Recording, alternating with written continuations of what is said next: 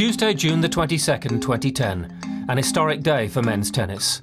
America's John Isner and Frenchman Nicolas Mahut walked on court at Wimbledon for their first round match. At 11 hours 5 minutes, it would be the longest match in tennis history, changing the lives of both men in the process. After playing that match in Wimbledon, I think that got my name out a little bit more, actually a lot more so than before.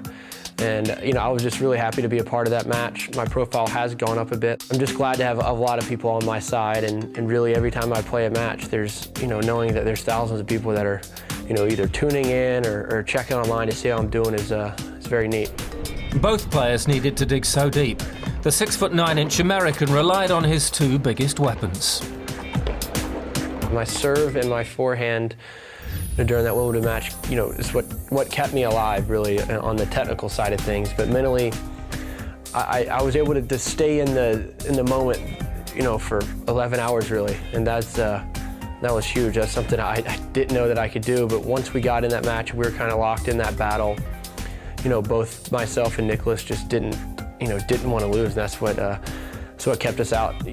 Kept us out there, and mentally we stayed so strong, and we didn't budge at all. So it was, definitely a crazy match, but a fun one to be a part of.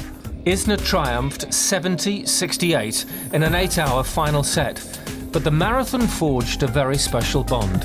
I don't really know him that much off the court, but just being a part of that match, both of us, that's something, a moment we're obviously going to share for the rest of our lives. So, every time I see him from here on out, it's going to be neat, talking to him, just seeing what he's going through, because we are, we are kind of etched in the history books, really. Then came this year's Wimbledon, and an incredible twist of fate. Isner would play Mahut in the first round again, a 16,000-to-1 chance. No wonder the American was shocked.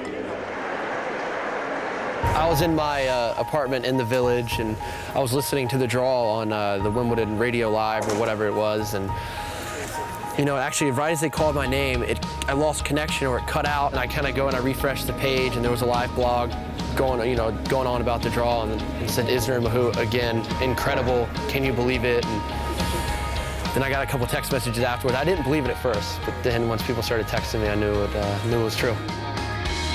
Wimbledon had commissioned a plaque to commemorate last year, but they didn't see the rematch coming. Yeah, what an amazing moment. I think everybody was thinking it beforehand, and as soon as the first name was announced or drawn, then everybody's thinking, no, it can't happen again, can it? It did, and it's amazing.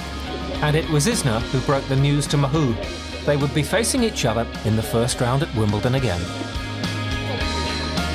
I actually sent him a text. Right. I said so, like, OMG or something. He's like, what? I'm like, dude, we play each other again. And he's like, oh my gosh. To be honest, I really don't think we both don't want to play each other again in the first round, because, one of us is going to go home in the first round. And I think at this event, the way our games are, we can both go pretty far. But it's a shame that one person is going to have to go home. Lightning may have struck twice, but the record books were safe. Isner won again in 3 uneventful sets over a mere 2 hours. Surely it won't be Isner Mahut Part 3 at next year's Wimbledon?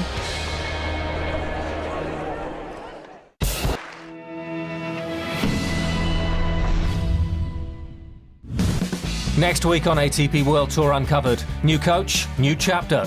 We get the inside track from world number 5, Robin Soderling. And as Wimbledon celebrates 125 years of glory, we take a nostalgic tour of a unique attraction, the All England Lawn Tennis and Croquet Club Museum. Until then, don't forget to log on to atpworldtour.com for your 24/7 breaking news. Talk with us on Facebook at facebook.com/ATP World Tour and Twitter using @ATP World Tour. See you next week.